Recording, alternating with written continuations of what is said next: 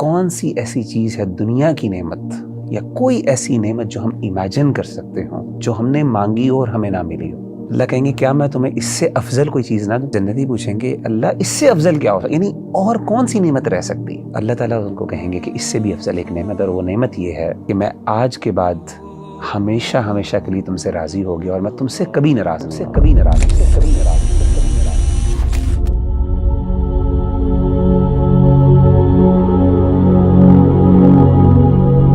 وغیرہ بھائی جیسے آپ کو پتا ہے کہ ہمیں ڈفرینٹ کالز آتی ہیں جنرل نمبر پہ کاؤنسلنگ کے حوالے سے، کویریز آتی ہیں، کویسچنز آتے ہیں. ایک جو فریکوینٹ کویسچن ہے جو ہم سے پوچھا جاتا ہے وہ یہ کہ ہم معاف کیسے کریں کسی کو. اور بہت زیادہ کیسز ہیں. مثال کے طور پر میں آپ کے ساتھ ایک کیس شیئر کرتا ہوں. وہ کیس یہ ہے کہ مجھے خاتون کی کال آئی اور انہوں نے کہا کہ میں اپنی ساس کو معاف نہیں کر سکتی. اور آپ بلیو کریں گے کہ وہ ساس اب دنیا میں نہیں ہے، وہ دنیا میں نہیں ہے، ان کو اس دنیا سے گئے ہوئے سال سے بھی زیادہ ہو چکا ہوا ہے.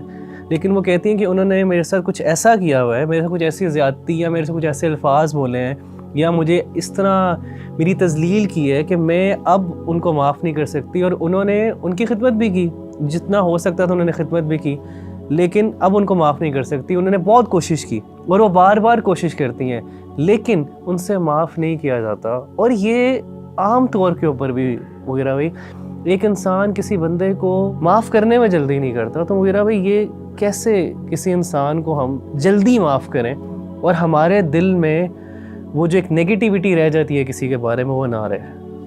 میں سمجھتا ہوں کہ کسی بھی بندے کے لیے سب سے بڑی معاف کرنے کی جو موٹیویشن ہے نا وہ یہ ہونی چاہیے.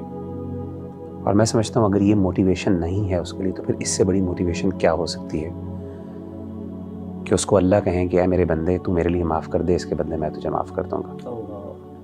میں آپ کو ایک تھوڑا سا واقعہ سناتا ہوں، اس کو ذرا میں ریلیٹ کرتا ہوں کہ یہ بات کتنی بڑی ہے. حضرت ابوبکر صدیق رضی اللہ تعالیٰ عنہ کی زندگی میں ایک بہت بڑا سانحہ ہوا. آپ کی جو بیٹی ہیں سیدہ عائشہ رضی اللہ تعالیٰ عنہ ام المؤمنین، ہماری والدہ، ان پہ زنا کی تہمت لگی. ایک باپ کے لیے کتنی تکلیف دہ بات ہوگی، شادی شدہ بیٹی نبی کے گھر میں ام المؤمنین تہمت لگی، جھوٹی تہمت، کتنی تکلیف دہ بات ہوگی. اور زیادہ تکلیف دہ بات ربیع اللہ بھائی وہ اس لیے بھی تھی کیونکہ اگر صرف دشمن کرتا نا، صرف دشمن کی طرف سے ہوتی تو انسان چلیں تکلیف ہوتی ہے برداشت کر جاتا ہے، لیکن بعض اوقات جب اپنے لوگ شامل ہو جائیں ساتھ، اور اپنے صرف اپنے مراد مسلمان نہیں رشتہ دار بھی شامل ہو جائیں، انفارچونیٹلی کہ جب یہ تہمت لگی سیدہ عائشہ پہ تو کچھ مسلمان گنتی کے انہوں نے بھی غیر محتاط گفتگو کی اس حوالے سے. کچھ صحابہ سے غلطی ہو گئی. ظاہر ہے جب چیز معروف ہو جاتی ہے تو لوگ بعض اوقات غیر محتاط انداز میں بات کر لیتے ہیں اور پتہ نہیں چلتا کہ اس کے کانسیکوینسز کیا ہوں گے. تو اسی طریقے سے سیدنا ابوبکر صدیق رضی اللہ تعالیٰ عنہ کے نہ صرف مسلمان بلکہ اپنے رشتہ داروں میں سے کسی نے یہ بات کر دی. اور آپ امیجن کر سکتے ہیں کہ سیدنا ابوبکر صدیق کو تکلیف اس لیے بھی زیادہ بڑی کہ جس نے بات کی وہ آپ کی خالہ زاد بہن کے بیٹے تھے، یعنی بھانجے تھے. اور سیدنا ابوبکر صدیق ان کو منتھلی فائنینشیل ایڈ بھی کیا کرتے تھے، یعنی فائنینشلی ہیلپ کرتے ہیں. فیملی کے بندے ہیں، مسلمان ہیں، ام المومنین ہیں، نبی کے گھر والی ہیں، اور غیر محتاط بات کر دی. کتنی مشکل بات. اب ہوا یہ کہ سیدنا ابوبکر صدیق رضی اللہ تعالیٰ عنہ نے کچھ نہیں، انتقام وغیرہ نہیں لیا، آپ نے معاف تو کر دیا، لیکن آپ نے قسم کھا لی. اور آپ نے قسم کیا کھائی؟ آپ نے کہا واللہ لا انفعه بنافعة ابدا، اللہ کی قسم آج کے بعد میں ان کے اوپر کچھ خرچ نہیں کروں گا. یعنی انہوں نے صرف یہ قسم کھائی کہ میں اس پہ خرچ نہیں کروں گا، کوئی انتقام نہیں لیا. اب ذرا دیکھیں کہ اللہ کی سیدنا ابوبکر سے ایکسپیکٹیشنز کیا ہیں. قرآن مجید کی آیت نمبر سورۃ النور کی آیت نمبر 22 اللہ نے نازل کی. آیت کیا ہے؟ وَلَا يَأْتَلِ أُولُو الْفَضْلِ مِنْكُمْ وَالسَّعَةِ أَنْ يُؤْتُوا أُولِي الْقُرْبَى وَالْمَسَاكِينَ وَالْمُهَاجِرِينَ فِي سَبِيلِ اللَّهِ، کہ تم میں سے وہ لوگ جن کو اللہ نے مال میں وسعت دی ہے، جو فضل والے ہیں، ان کو قسم نہیں کھانی چاہیے کہ وہ خرچ نہیں کریں گے. کن پہ خرچ نہیں کریں گے؟ وہ جو مہاجرین ہیں, جو مسکین ہیں, اور جو رشتہ دار ہیں. اور جن رشتہ دار سے غلطی ہوئی وہ مہاجر بھی تھے, مسکین بھی تھے, اور رشتہ دار بھی تھے. بات ابو بکر کے بارے میں ہو رہی ہے. تمہیں قسم نہیں کھانی چاہیے کہ تم ان کے اوپر خرچ نہیں کرو گے. تمہیں کیا چاہیے؟ تم سے رسپانس کیا ایکسپیکٹڈ ہے؟ ذرا یہ تو سنیے گا. فَلْيَعْفُوا وَلْيَصْفَحُوا, معاف کر دو, وَلْيَصْفَحُوا, اور درگزر کرو. یہ جو دو ورڈز ہیں نا, عفو, الصفح, یہ دو ورڈ ذرا اس پہ ذرا سمجھیں یہ ورڈز کیا ہیں. امام قرطبی رحمہ اللہ اس کی وضاحت کرتے ہیں, بہت بڑے مفسر ہیں. وہ کہتے ہیں معافی کہتے ہیں ترک مؤاخذۃ بالذنب. معافی کا مطلب, عفو کا مطلب یہ ہے کہ آپ نے انتقام نہیں لیا, سزا نہیں دی, that's it. لیکن الصفح جس کا ہم ترجمہ درگزر کرتے ہیں, اس کا مطلب کیا ہے؟ وہ کہتے ہیں اس کا مطلب ہے ازالۃ اثرہ من النفس, کہ انسان اپنا دل بھی صاف کر دیں. اب ذرا امیجن کریں کہ ابو بکر کی تکلیف کو ذرا امیجن کریں, ایک باپ کی تکلیف کو, اور اپنے مسلمان رشتہ دار جن پہ خرچ کرتے ہیں, جن پر احسانات کرتے ہیں, ان سے یہ غلطی ہوگی اور قسم صرف یہ کھائی کہ خرچ نہیں کروں گا. یعنی خرچ کرنا فرض بھی نہیں تھا. کون سا زکوٰۃ کی بات تھی؟ زکوٰۃ بھی نہیں تھی. صدقہ کرتے تھے, فرض بھی نہیں تھا. اللہ نے کہا ابو بکر نہیں, معاف بھی کرنا ہے, معاف کرنے کے ساتھ ساتھ دل بھی صاف کرنا ہے, یعنی دل میں بھی کچھ نہیں ہونا چاہیے. اب امیجن کریں کہ ابو بکر کے لیے کیا ان ریٹرن ہے.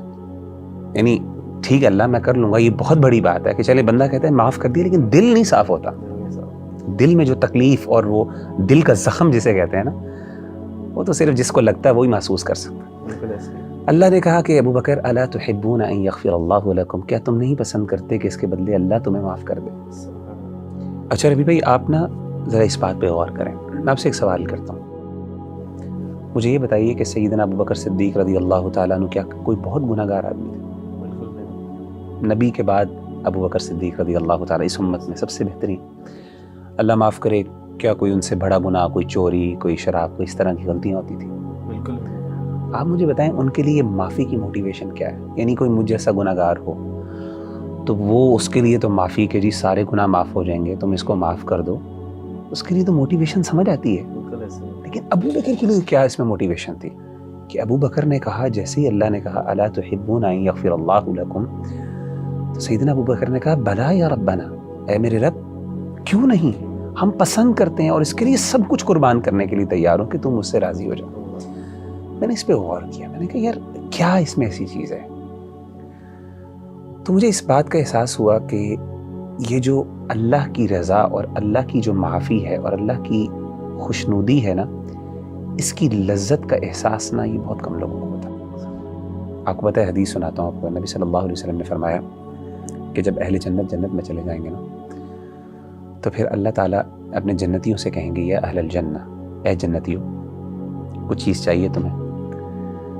تو جنتی کہیں گے اللہ کون سی ایسی چیز ہے دنیا کی نعمت یا کوئی ایسی نعمت جو ہم امیجن کر سکتے ہوں جو ہم نے مانگی اور ہمیں نہ ملی ہو؟ اللہ کہیں گے کیا میں تمہیں اس سے افضل کوئی چیز نہ دوں؟ جنتی پوچھیں گے اللہ اس سے افضل کیا ہو, یعنی اور کون سی نعمت رہ سکتی؟ تو اللہ تعالیٰ ان کو کہیں گے کہ اس سے بھی افضل ایک نعمت, اور وہ نعمت یہ ہے احل علیکم رضوانی فلا اسخط علیکم بعدہ ابدا, کہ میں آج کے بعد ہمیشہ ہمیشہ کے لیے تم سے راضی ہو گیا اور میں تم سے کبھی ناراض نہیں ہوں گا.